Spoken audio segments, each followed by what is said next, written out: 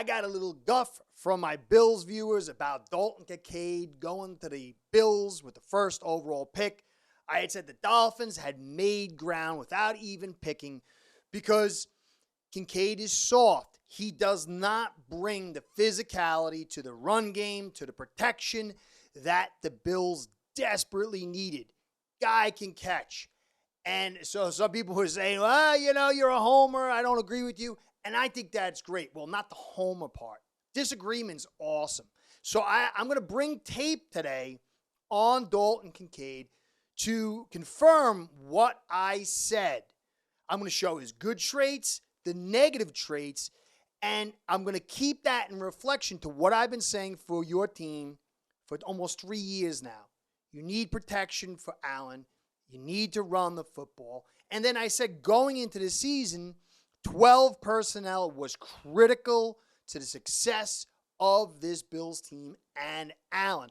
I just did not like this particular tight end because his traits did not fit what I thought your team needed. Now, to show you that I'm not a homer, you can briefly check what I'm saying about my Dolphins because they went and wet the bed in many regards going into their draft by bringing zero toughness, zero reinforcement, except a 7th-round pick for a desperately needed boosted offensive line and run game and protection for Tua, which marries the exact same things I said for Allen and the Bills. So I'm giving the same dose of dislike for Kincaid going to the Bills, not because he's a bad player, because the Bills need the run game and physicality that I do with the Dolphins. But I'm here to say that the Bills then bounced back, unlike my Dolphins, and drafted a ton of physicality with my man Tommy over at Mafia Sports Report, who predicted Osiris would go to you guys months ago, and that's his bromance over there. But you bring in Osiris, and then you also add in Kincaid, there's a balancing. One my Dolphins didn't have. We went straight speed, straight finesse, and I'm highly concerned. I do see avenues for the speed to overcome certain obstacles and overcome a limited offensive line, but I'm not thrilled. There's no thrill going up my leg over it. So I'm going to cover the Bills draft. I'm going to bring film to Kincaid to show you specifically, because I'm hearing some other stuff. I don't think that's legit either. This guy can do a lot of stuff for you in the pass game, without a doubt. But you guys had a high pass game, and you had low protection and run game, and that was my concern. But the addition of Osiris, I think you guys balance it out, although I'm still a little concerned about your 12 personnel packages, but, we can see how that develops. And then I'm going to go over the rest of your picks. Williams in the 3rd, Bacher in the 7th, and Austin in the 7th to round out your draft, but with a high focus on Kincaid and Osiris. I'm going to do a special podcast on him because I love offensive line play. And when I do this thing, guys, I really, with every drop of essence in my being, I pull myself out of fandom. I put myself into the fandom of the team and kind of come from a perspective of wanting to see that team succeed and how it needs to get done. If I don't do that, I would be very inaccurate. And you can go back and check my history. I have been very accurate with your team. And my Dolphin fans, they don't like me either sometimes because I tell them things that I don't like. But I'm also been accurate with them. So I'm not saying 100% because I'm not. But I'm going to back everything up I said. But also add a turnaround to say that this draft was very positive. And it's not on Kincaid.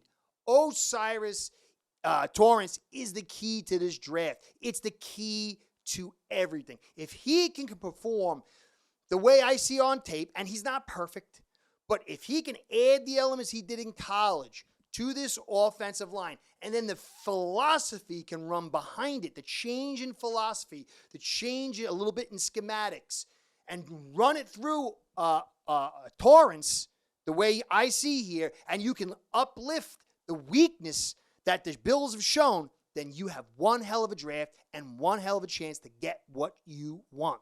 And that fits exactly what I've been saying. So, thanks for stopping by. I'm going to prove to you going forward and this thing here, this podcast here, that I do my best to be a football evaluator and not a cheerleader for any team. So thank you for stopping by. I want to give you a shout out, coming back to the bad guy Dolphin fan, and a shout out to Ace Per Head, my sponsor, because without the two of you, this show ain't going down. Ace Per Head's betting software is the premier white label platform for bookies to manage their players and grow their sportsbook operation. Click the link in the description below to get set up in minutes. Ask for the Curtis promo and get a special introductory discount. Kincaid, I'll give you the quick what I see. It's an evaluation. It will be proven on the field and going forward. I don't know if it matches this guy or that guy, what he says.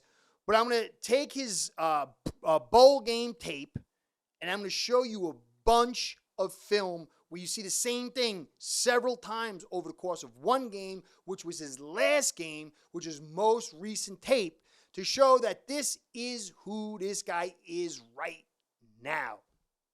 Players can change. Players can grow. But we can only evaluate from the last bit of tape.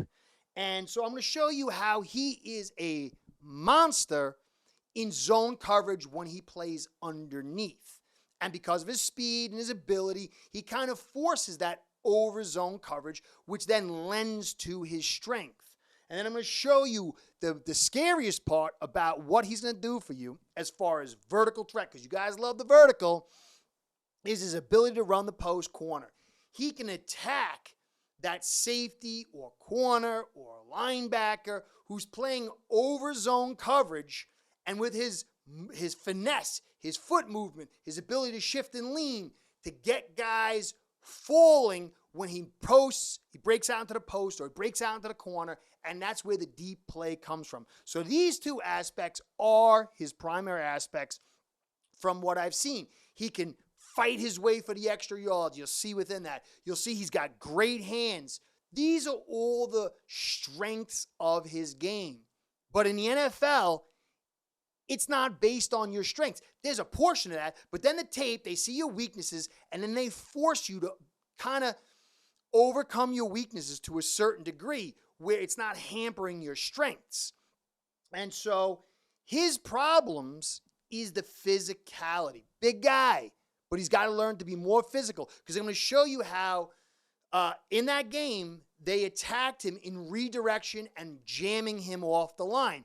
And some people said, well, you know, he's so big he can get off the smaller guys. But I'll show you where a couple instances he didn't. And in the NFL, guys are bigger, stronger, and faster. And you can get safeties, say like Duggar from the Patriots, who will be able to line up with him and will be able to redirect with him and will be able to run with him. And so he's going to have to learn to break that redirection.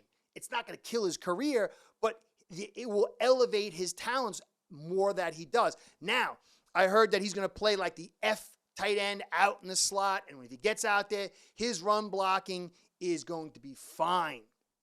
I'm going to show you in his bowl game where he struggled with the linebackers, he struggled blocking inside, but he also struggled blocking outside in the run game with corners.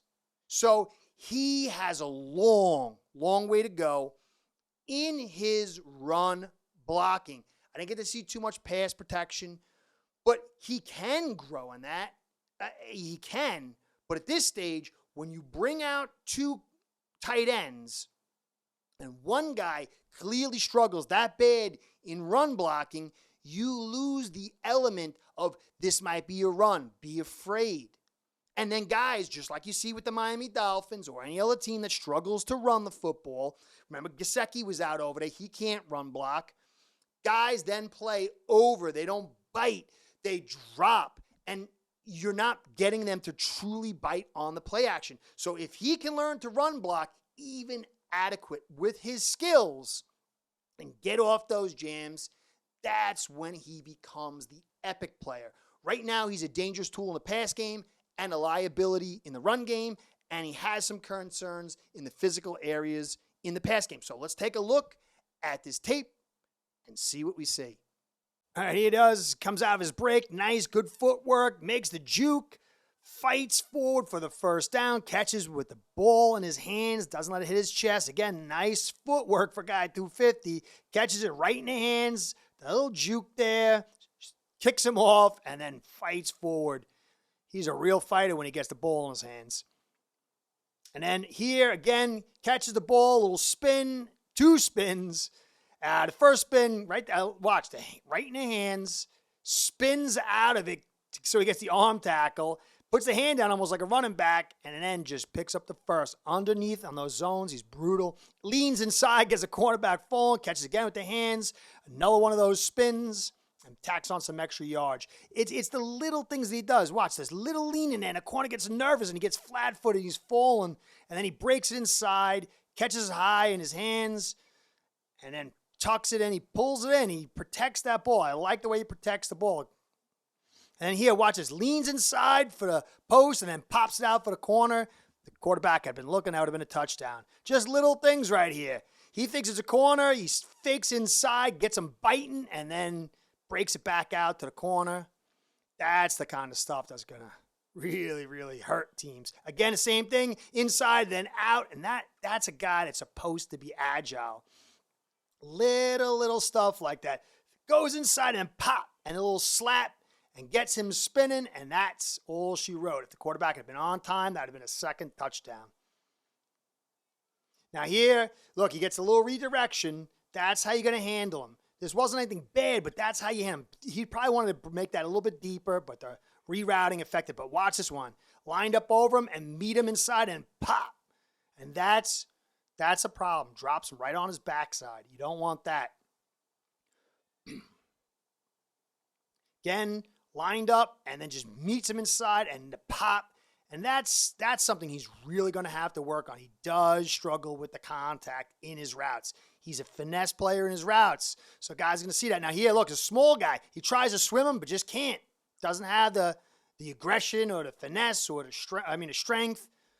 Inside, he's going to go inside. He wants to come out, and he wants to slap him and go, but he just can't. That corner just sticks to him, and that's strength on strength, and he just couldn't break it. He's going to have to improve on that. Now, here's a run. See, it's a little blurry. Sorry, nothing I could do, but he just mistimes it, and a guy gets inside on a tackle. Just bad quality. I can't get good quality college tape, so I apologize. So look, he shoots outside and he just gets beat inside. He's very tentative on his sets, on his attack in the run blocking. Correctable, but it's got to get corrected. So we'll bring it back here on another run play. Now watch. He comes out, he's doubling, and he just slips and falls. That's a double, and he doesn't look comfortable in his run blocking. 2 guys, and he just slips off him and falls. He tends to, guy is so agile, but he's on the ground a lot in the run blocking game.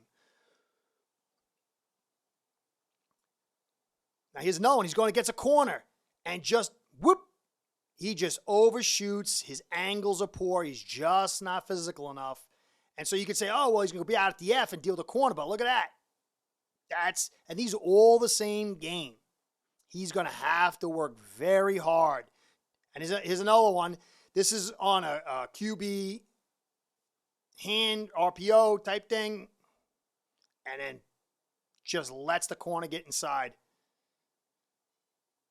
QB option. And then look, he just gets beat by the corner. And the announcer even said, this is a corner. Look at that.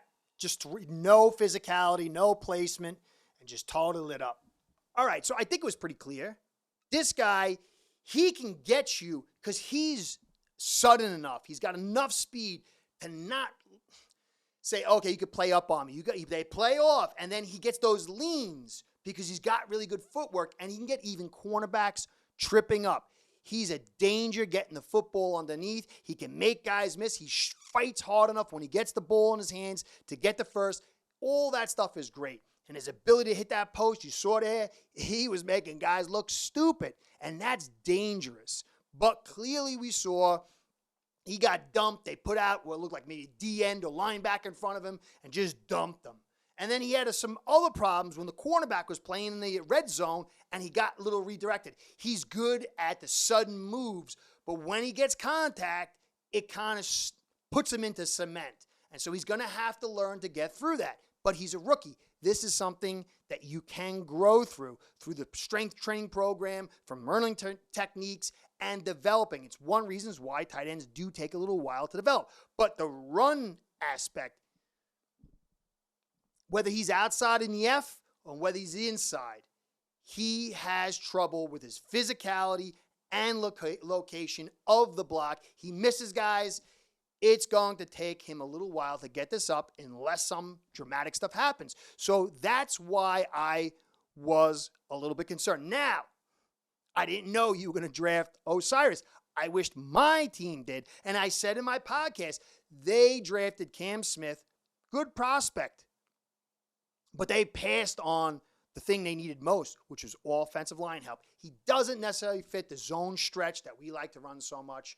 But for you guys, if you run through this guy and you marry him inside with Brown, who's a big guy, who's pretty good at run blocking, and you actually call these runs and don't have him sit in pass sets all day, and you have Harris and you have Cook behind him, this could be the thing that breaks open this offense. All you need to do is get guys coming up, and then you got Kincaid, who's going to hurt you on that post. Then you got Diggs coming over the backside, and you got Davis, and you got Knox, and then you got Cook coming out in these, flat runs, flat passes, or coming out breaking over the middle.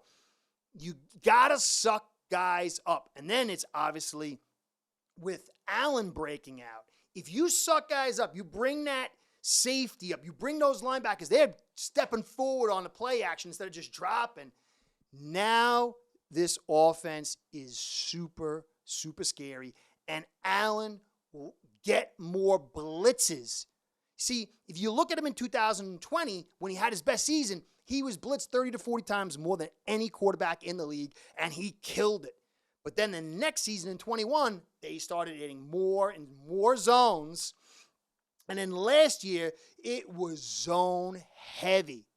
And he had a hard time. But you break the zones by running the football with the running back and then having guys have to run blitz to stop this situation. And then you get him out of the nickel, or at least move him into heavy nickel, which then allows your receiving group that is a little bit quicker to get the advantage. But you guys didn't have that, just like my Dolphins. And that's why I salute you for this pick. And I am extremely worried about my Dolphins because they didn't add any cement in the pants on the offensive line. So then you got, I'm going to do Torrence another day because it's a fun study and fun add schematically and philosophically to your offense. But Dorian Williams, I had said this on Mafia Sports Report, letting Edmonds go. When you play zone coverage and you play nickel, you need one guy who can attack, stack, and shed at the linebacker position.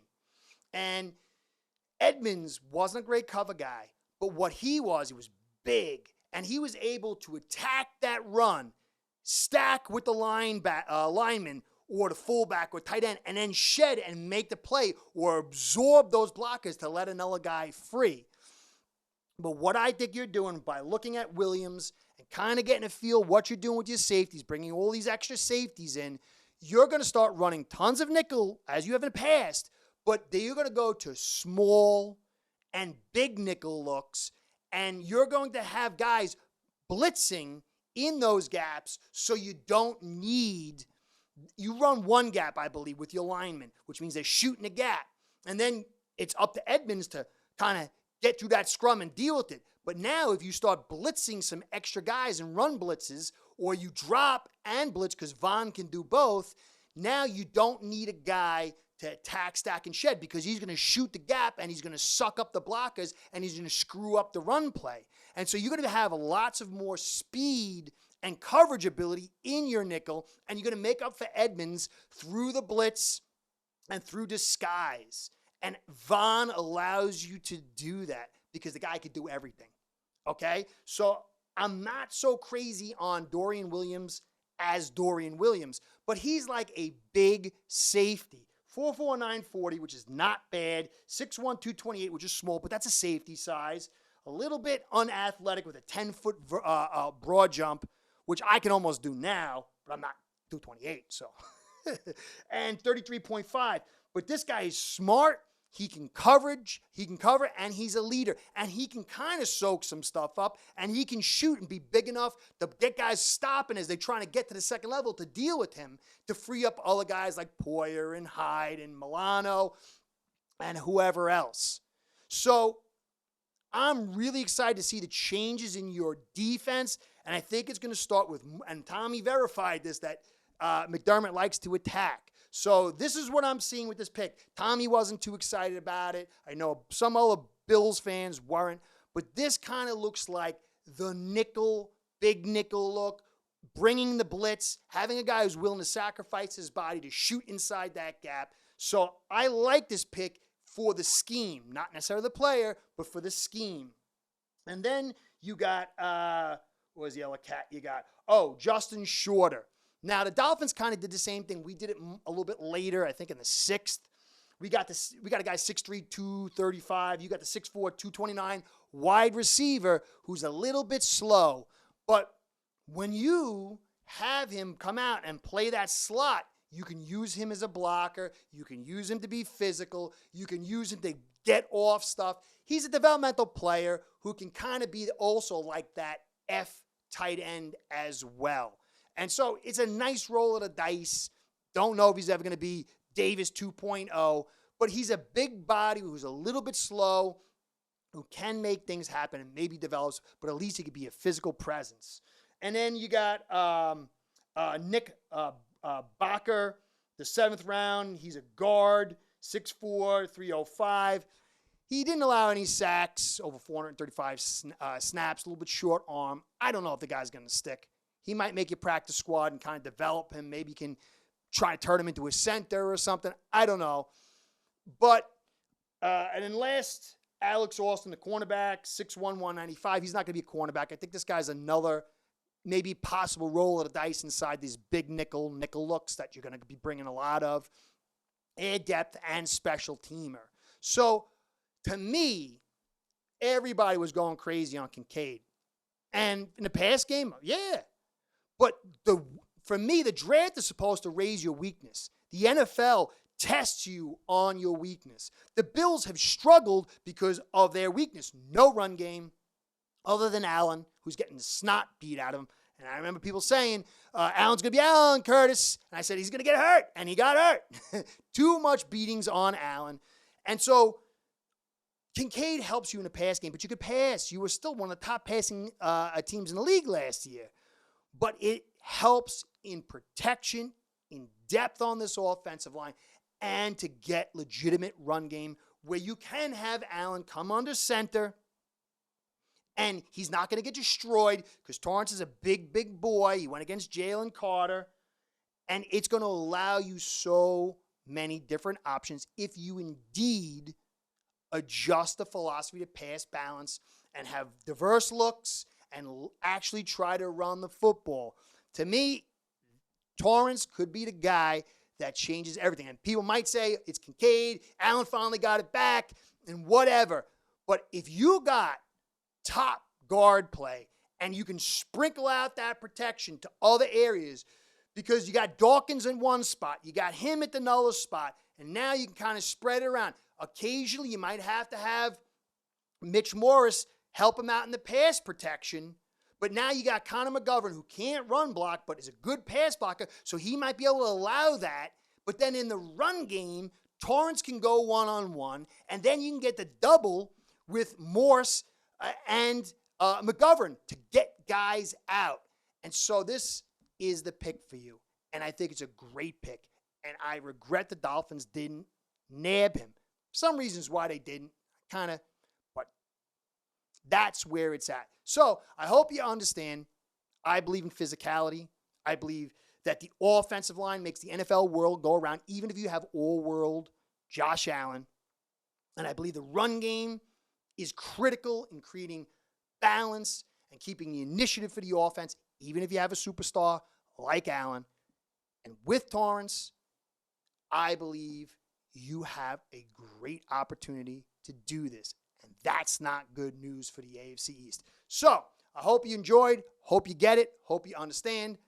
Got my evals. We'll see how they play out. I do hope the best for you. When I do this stuff, I'm like a eunuch. I'm a football fan eunuch when I do it. And so I do hope you guys have a great season.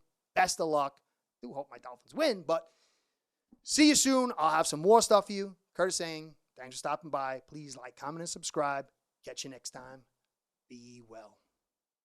Start building your own online sports book today by getting signed up with aceperhead.com service that'll allow you to book action on sports from all around the world.